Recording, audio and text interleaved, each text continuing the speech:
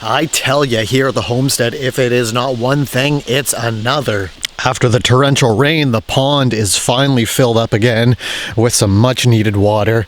Could almost take a little dip in there. And the goal for today, we'll be heading into the greenhouse here. The goal for today, I got to get this greenhouse planted. So these plants, mostly all these pepper plants here, and my herbs over on this side, I'm going to be moving this table here, and I'll be planting over here, and I'm just going to fill everything up in here, get everything all planted and good to go, because there is still an abundance of plants. Had a delivery the other day, so got all of these 8x6 fence panels. So I believe if we look down in there, we have about 10 of them. So I think my plan will be to run it right along the chicken coop, coming along where the pathway is. I'll do an archway with a double gate, and maybe coming in on the other side, we'll finish off the fence.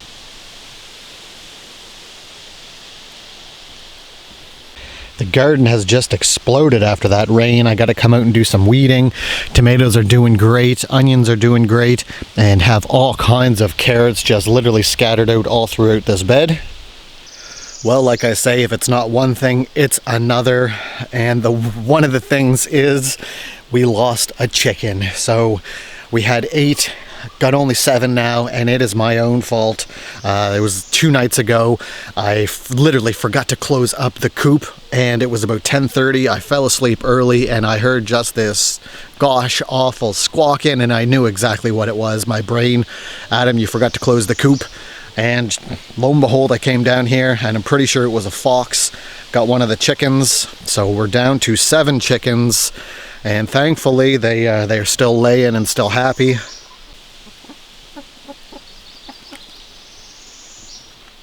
Got all the materials now to finish off their run. Their run isn't predator proof, and there's only one section of the coop up towards the roof where a predator could get in there. Other than that, it's predator proof. Like I say, it's my own fault because I literally left the door wide open.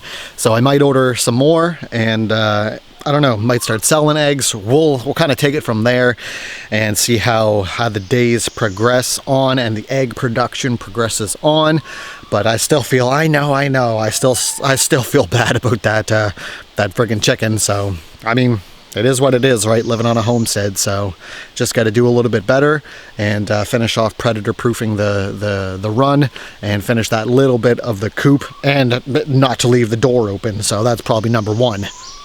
And my cooler, don't mind the mess there, still got to clean that up. And my cooler that I had in the ground, you see that it just absolutely flooded it. So that was absolutely fun. Literally had it filled up with all kinds of food come out. And this is all flooded, dirty old clay water inside the cooler. So it just goes to show, it's just not one thing, it's another, and another, and another, and another. Just got to keep on keeping on, keep on trucking forward. But man, that was I mean, both the chickens and the cooler. But I'm going to have to figure something about the cooler to keep my food a little bit cold now. I don't really want to have to deal with digging this out and ripping it out of the ground every time it rains. So we shall see. Might do a propane fridge. I'm getting ready to do the kitchen addition as well. So lots of brainstorming, lots of ideas. Same thing with solar panels and things of that nature for fridges and lights and all of that such. So we shall see what this summer shall entail. Fingers crossed, I pray. Well, we're putting a dent in it. Look at this, look at this. We got some kale, some tomatoes, planted all of those peppers back there. So these are, what are these? These are Tangerine Dreams. Those are Scotch bonnets. That's a habanero blend over in the corner. We have some orange habanero up here. These are Roma tomatoes. Over here, that's a row of Marchini Rosa peppers, an unknown variety of pepper, some more Roma tomatoes, cabbage. These are beefsteak tomatoes right down in here, a row of those. I got some leftover onions planted last time, and some more Roma tomatoes. This is by far the latest I've ever done any planting in the garden. We are, what, like June 16th or something like that, halfway through June, and not even the whole garden's planted. But with that being said, I am definitely super happy to get as much done as I have gotten done, because it was another year, second year in a row, pretty much third year in a row, starting a garden from scratch. Had to build the greenhouse, had to get my beds built, and all of that such. And still, it is, there's lots more room, but it's just the work to get all this done, plus not to mention everything else. So next year's garden, I am super excited about it, where we transplanted the raspberries from out back there, out front. All in there is just filled with fertile soil, and I am just gonna absolutely fill it next year.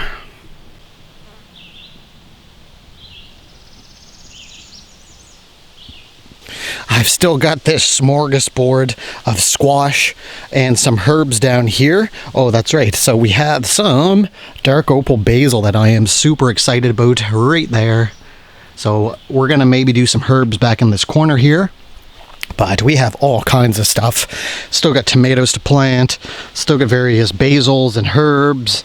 Got summer savory over here. All kinds of good stuff. Herb garden's looking absolutely beautiful. Got another basil plant planted right here, and we did some harvesting. So the herb spiral's looking absolutely wonderful. We did our first harvest of our basil, so we have an absolutely beautiful handful of some cinnamon basil. I wish you could smell it, because it smells absolutely wonderful.